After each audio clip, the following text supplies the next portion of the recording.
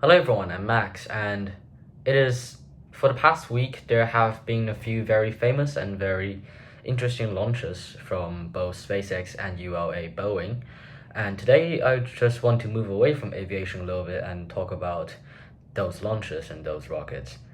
So, firstly, it is the launch of Starliner on top of Atlas V.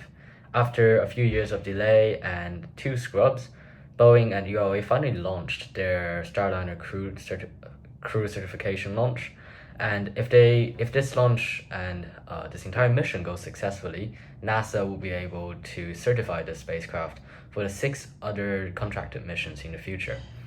This is equivalent to SpaceX's Demo 2 of their Dragon spacecraft, which also happened to be a competitor of the Boeing Starliner. I feel the Starliner have been delayed for some time, usually mostly due to some valve issues. This is one of the reasons for quite a lot of scrubs. There is an oxygen regulator issue on the center upper stage of the Atlas V, which led to the first scrub of the CFT-1 mission. And later on, there is also so for the second scrub, it is due to a computer on the ground. So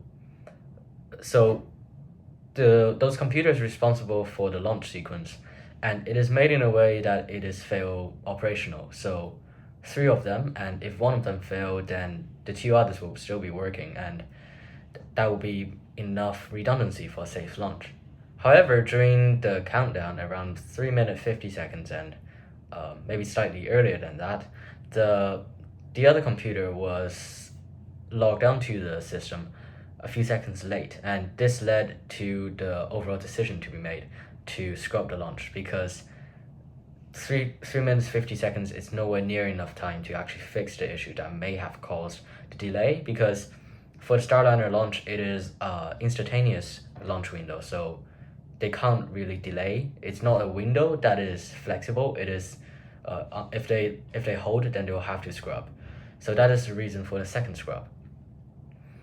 Fortunately, a few days later, and that is Wednesday in Singapore time, it is Starliner successfully launched on the Atlas V, and interestingly, the boosters, the solid rocket boosters on the Atlas V, in fact, actually overperformed a little bit. That led to the Centaur stage actually burning a little bit less than the intended duration, and to push the Starliner into the orbit that it is planned to be. And a few days later, they successfully docked with the ISS after 25 hours of rendezvous, and for now the crew will stay on the ISS for around a week and return in the short future. Another very exciting launch that is in fact only one day after the Starliner launch is SpaceX's IFT-4, Integrated Flight Test 4.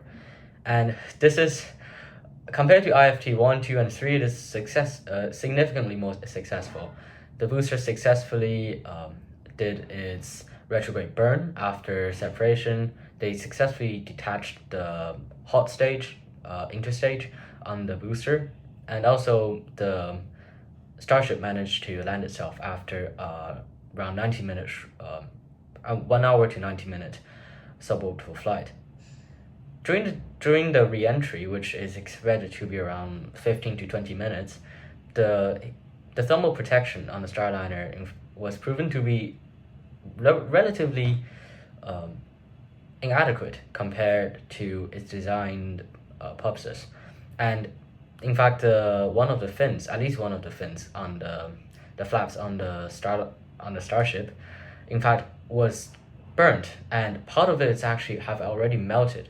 However, the hinge was proven to be very reliable, and the flap itself too, and the Starship successfully managed to do the landing flip and successfully did a soft landing in the Pacific Ocean. That is two very important flights. The first is Starliner, and Starliner is a redundancy system. It's an alternative to the SpaceX Dragon, which is always welcomed, and there's a reason that NASA gave contracts to two different companies, SpaceX and Boeing, for their future space flights.